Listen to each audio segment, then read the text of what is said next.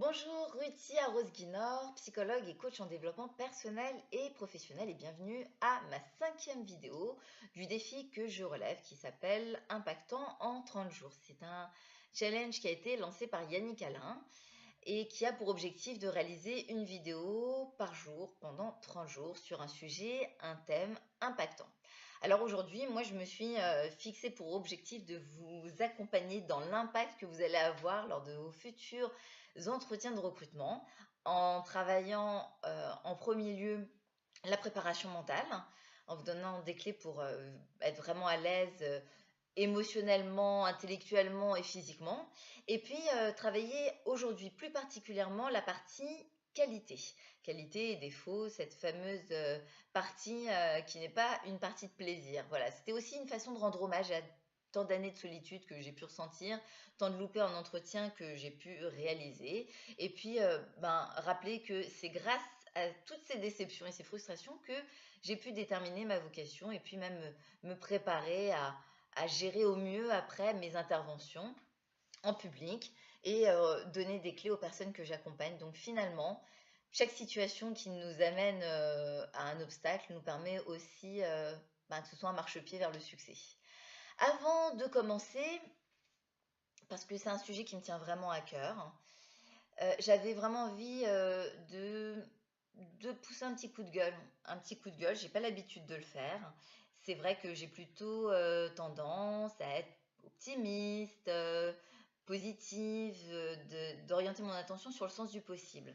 Mais ce que j'ai envie de partager avec vous, c'est vraiment pour vous permettre aussi de vous préparer mentalement aux entretiens et vous faire prendre conscience qu'il va y avoir à partir de maintenant un avant et un meilleur. Pourquoi? Parce que depuis des années, je trouve qu'on n'a vraiment pas évolué sur cet aspect du recrutement. Qu'on est encore et toujours en train de diaboliser une profession, en train de dire oh c'est méchant recruteur, il nous tente des pièges, il faut répondre à des questions pièges, il faut éviter de répondre aux questions pièges. Et forcément, quand on lit ce genre d'articles, de publications, notre attention, elle va directement sur ce que des experts dans ce domaine mettent en avant.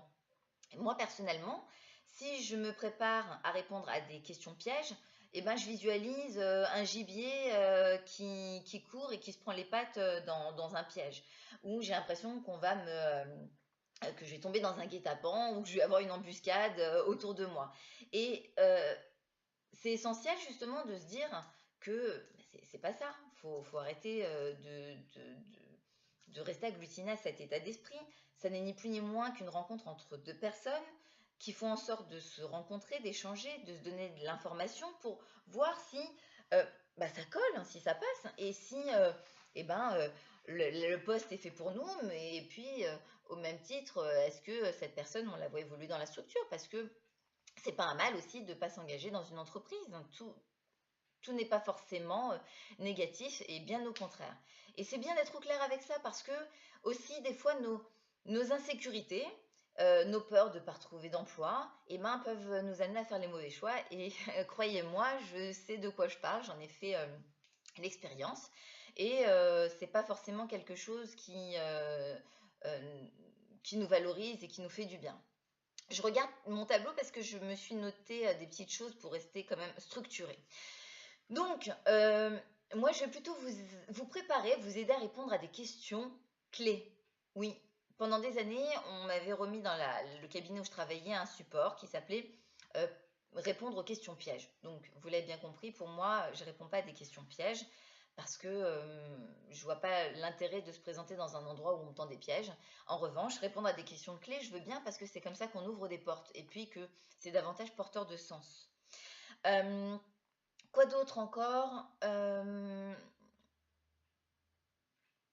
Voilà, c'est ce que j'avais envie de dire par rapport à cette notion de recrutement qui est avant tout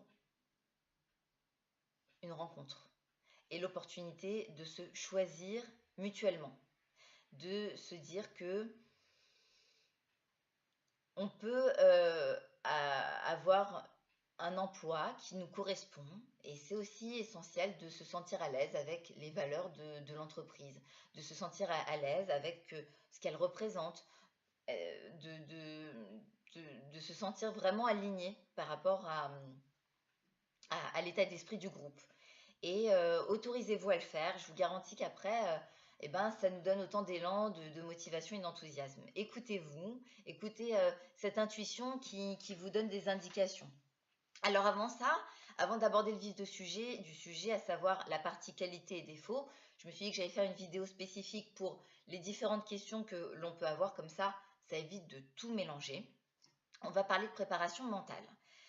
La préparation mentale, pourquoi? Parce que la préparation mentale est beaucoup plus importante que la préparation de l'entretien elle-même. On peut maîtriser les meilleures techniques de recrutement. Si l'état d'esprit ne suit pas, bah, on va à l'entretien et bah, les ressources, elles nous échappent et on a du mal à accéder à notre réactivité, à notre capacité d'adaptation. Et puis on va avoir des sensations aussi qui ne sont pas agréables. Et l'idée, c'est de pouvoir quand même y aller et de se sentir à l'aise avec toutes ces ressources. Alors, la première des choses que je vous recommande, c'est de travailler la respiration. Vous allez faire des exercices de cohérence cardiaque parce que c'est une respiration, j'en parle assez régulièrement, qui a pour vocation de réduire le stress. C'est vraiment, elle est appropriée pour réduire le stress et mettre en connexion nos trois cerveaux, ce qui va enclencher en vous le fait que ça va entraîner une détente, un état de relaxation, un état de relaxation au niveau du corps, au niveau de l'esprit, où vous aurez l'esprit beaucoup plus libre, avec les idées claires, aérées, et puis aussi apaiser les émotions. Bien entendu, le stress, il peut être positif comme il peut être négatif, mais il peut aussi prendre des proportions qui ne sont pas adaptées à la situation. Et c'est vrai qu'il faut reconnaître, des fois l'enjeu est tel que on a vraiment envie de réussir, on a envie de plaire, on a envie d'être reconnu dans voilà, toutes nos capacités et eh bien, se mettre en avant, ben, ce n'est pas l'exercice qui est le plus simple. Que dire d'autre? La tête, le cœur et le corps, cohérence cardiaque. Vous allez faire également, excusez-moi, des exercices de visualisation. Avant un entretien ou avant une période d'entretien, je vais amener la personne que j'accompagne à se visualiser avant un entretien. Comment elle se sent? Est-ce qu'il y a une personne qui va l'inspirer? Comment elle a envie de se présenter? Comment elle a envie de se tenir? Quelles compétences elle a envie de mettre en avant? Quelles sont les qualités sur lesquelles elle va pouvoir s'appuyer et qui vont lui permettre d'être parfaitement à l'aise, excusez-moi, d'être parfaitement à l'aise lors de cet exercice.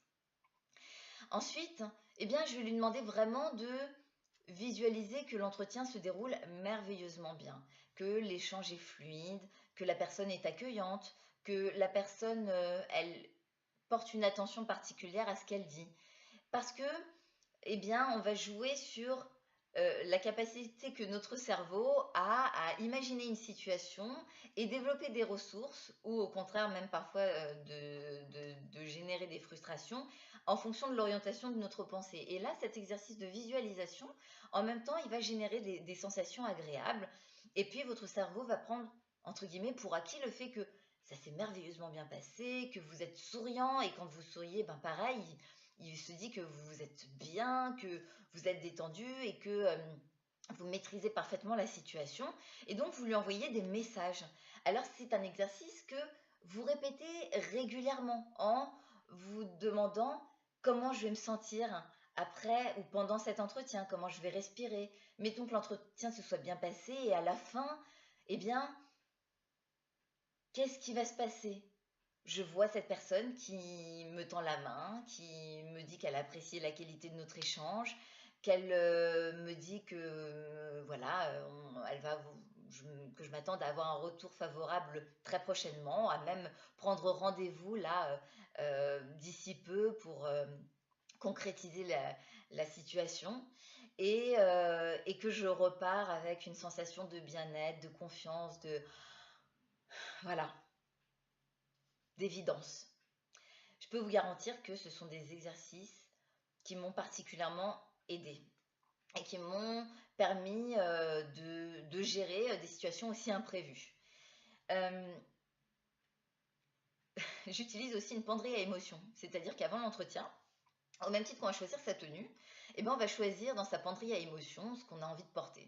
J'ai envie de me sentir charismatique, j'ai envie de me sentir confiant, j'ai envie de me sentir à l'aise, j'ai envie d'avoir cette éloquence qui me permettra de, de parler de moi avec facilité, avec aisance.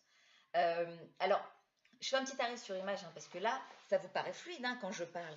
Mais il y a une quinzaine d'années de préparation où j'ai travaillé sur mon vocabulaire, j'ai travaillé vraiment à identifier quels étaient les termes les plus appropriés pour mettre à l'aise une personne. Et c'est ça l'expertise en préparation mentale, c'est que on va vraiment trouver les mots qui vont, paf, résonner, qui vont jouer le rôle d'un détonateur à bien-être, à confiance, à assurance. Et voilà, c'est un vrai métier, donc évitez de vous comparer et de vous dire, waouh, c'est fluide, ça a l'air tellement facile quand elle en parle et tellement... Non, j'ai beaucoup pratiqué, je me suis beaucoup entraînée. Moi, pour vous donner un exemple, au moment où j'ai enregistré le début de cette vidéo, eh ben, j'ai mes pensées qui partaient dans tous les sens, il m'est arrivé même de bafouiller, d'utiliser pas forcément le bon mot, et après je me suis dit, bon, c'est pas grave, il va falloir finir par la faire cette vidéo et produire quelque chose. Et même si c'est imparfait, eh ben, on est comme ça, mais en même temps, je sais que dans la globalité, le contenu est là. Donc, prenez votre penderie à émotion. Et puis, en même temps que vous choisissez un article, tiens, aujourd'hui du charisme, tiens, aujourd'hui de la confiance, eh ben, vous allez ressentir l'émotion. Vous allez rechercher dans votre stock à souvenirs une situation où vous avez ressenti ce bien-être, cette confiance, cette assurance, et puis vous la faites circuler dans votre cœur, dans votre corps, dans chaque atome de votre corps. Ensuite, prochain conseil. Euh, Avant un entretien, des fois on peut avoir une baisse de tension parce que on consomme de l'énergie, la tension, la concentration, c'est normal. Donc, mangez quelque chose qui va vous permettre de tenir et de préférence un aliment de qualité, des noix, des fruits secs qui vont vraiment vous permettre de vous sentir bien, de vous sentir à l'aise. Et alors, dernière chose, la tête, le cœur et le corps. Vous vous maintenez droit, vraiment la tête redressée. Vous respirez profondément. Vous souriez pour envoyer un message à tout votre corps. Euh,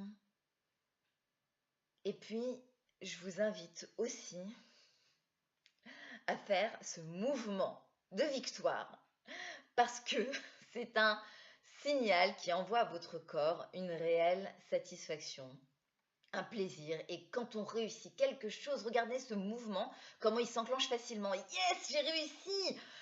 Vous allez dans une cour de récréation, un petit garçon qui a marqué un but, vous allez voir, il fait comme ça. Et nous, oh là là, j'ai réussi, génial. Ce réflexe, il est automatique. Et pourquoi il est automatique? Parce que notre cerveau fonctionne comme ça. Et que à partir du moment où vous allez vous anticiper, il va se dire, attends, elle a activé quel levier là? Oh là là, ça a l'air de marcher pour elle, là, ça se passe bien. Paf, allez, on déclenche les ressources, les gars, on s'y met. Donc vous allez vous sentir de mieux en mieux. Faites ça, vous allez voir, ça va vraiment produire un effet bluffant. Maintenant, on parle des qualités.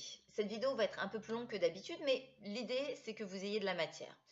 C'est vrai que c'est pas la chose la plus évidente à aborder les qualités parce que ben, déjà, notre culture ne nous invite pas vraiment à nous mettre en avant, à nous valoriser, à, à c'est même parfois un peu, comment dirais-je, mal perçu. Moi, je sais que quand j'ai commencé à développer encore plus d'assurance, de confiance et à régulièrement lister mes qualités ou même me dire, tiens, là, j'ai réussi cette prestation, je suis fière de moi. Bon, je m'entendais dire, bah, ça va les chevilles, hein, tranquille pour toi. Et c'est vrai que, bon, pour peu en plus qu'on soit, par exemple, dans un poste où on est plutôt critiqué, on n'est pas reconnu, on se sent pas apprécié. Alors, ben, on a encore plus besoin de se sentir valorisé ou que l'on est en recherche d'emploi et que, ben, on se sent pas reconnu, on a l'impression d'être invisible, et ben, c'est encore c'est essentiel de pouvoir valoriser la partie qualité. Alors, comment vous allez la travailler, cette partie qualité? Déjà, vous allez demander autour de vous, à des amis, de vous donner des qualités, même si on est sur la dimension professionnelle. Prenez le temps d'identifier des qualités, que ce soit même personnelles comme professionnelles, parce qu'elles sont inextricablement liées. L'idée, c'est quand même de mettre en avant des qualités qui sont professionnelles et de préférence en lien avec la fonction, le poste à pourvoir.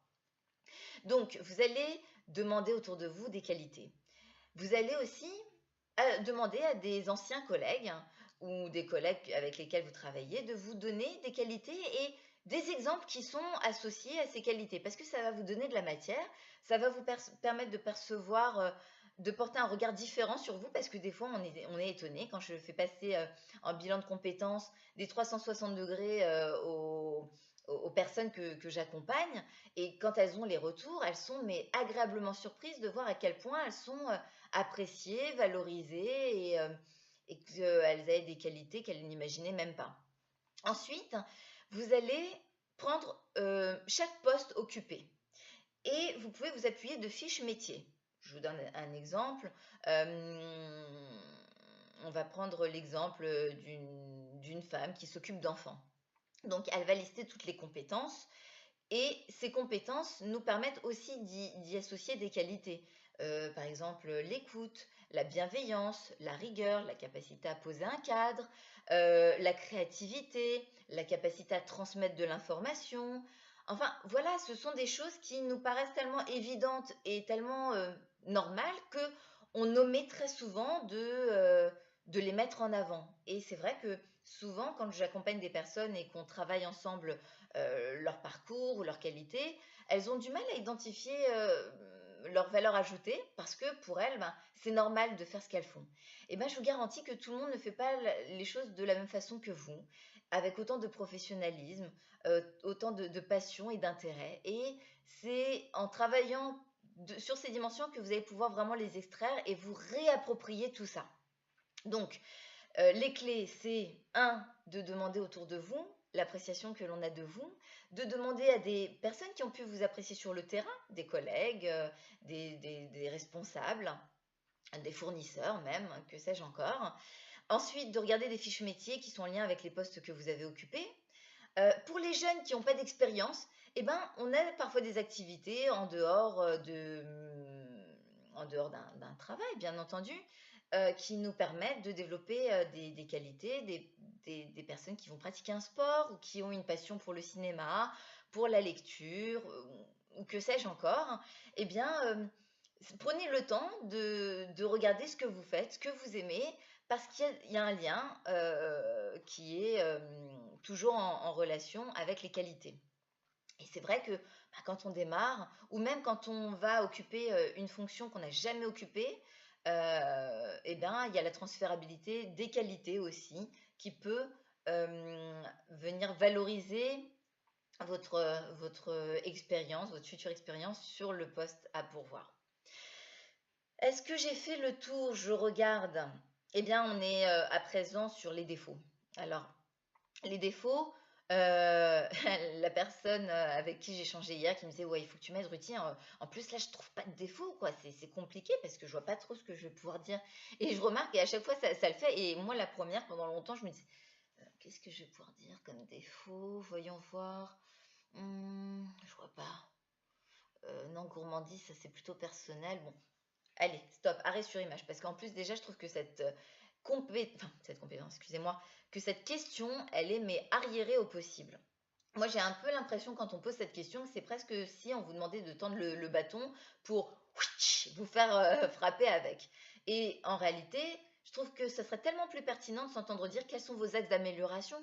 Parce que, ben, voilà, une entreprise, sa vocation, c'est aussi d'amener les personnes à évoluer à s'améliorer, mais rien n'est figé, et un défaut, si vous prenez réellement la situation en vous disant: «Qu'est-ce qui m'a vraiment empêché de réaliser la fonction que j'ai occupée? Est-ce que réellement j'ai des défauts qui ont pu me pénaliser, me faire des fautes graves, ou m'empêcher de m'adapter à telle situation?» Et je peux vous garantir qu'à 100%, on va dire allez 99%, et encore, les personnes m'ont toujours dit: «Non, je vois pas, j'ai pas de défauts qui ont pu m'empêcher de bien faire mon travail, bien au contraire, quand je maîtrise pas, ben, je m'adapte» et oui, on s'adapte. Donc vraiment, la frontière entre une qualité et un défaut, elle est sensible. On peut être très gentil, mais quand on est trop gentil, on peut avoir tendance aussi à se faire bouffer, à être, envahi par les autres. On peut être, perfectionniste, mais parfois perfectionniste, ça peut être aussi le cousin d'obsessionnel et puis du coup, bah, on peut perdre du temps, dans son travail.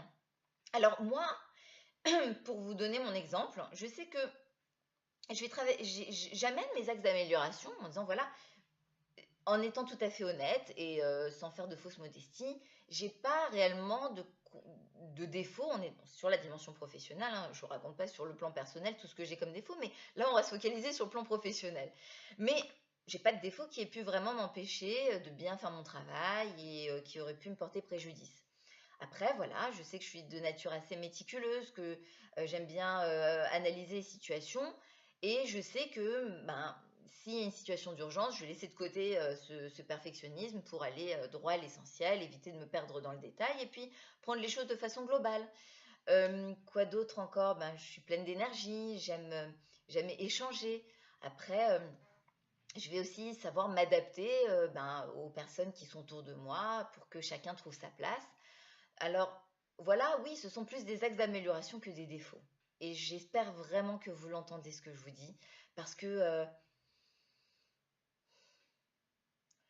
moi, réellement, quand j'ai cette notion de défaut qui me vient à l'esprit, j'ai plutôt l'impression que la personne, elle va chercher à identifier là où elle va pouvoir appuyer pour que ça fasse mal plus tard. Et auquel cas, ben, je me dis que j'ai rien à faire dans cette boîte. Alors voilà, ce que j'avais envie de vous partager aujourd'hui. Nous sommes à 22 minutes, la vidéo est assez longue, mais j'avais envie qu'elle soit complète et j'espère qu'elle va vraiment vous inspirer. J'en ferai certainement une plus courte prochainement, mais voilà, là je me suis partie dans ma lancée et je suis quelqu'un de passionné, c'est comme ça, j'ai envie de donner et voilà. Alors je vous souhaite une très bonne fin de journée et puis je vous donne rendez-vous demain pour ma 6e vidéo. Je vous embrasse et je vous dis à demain.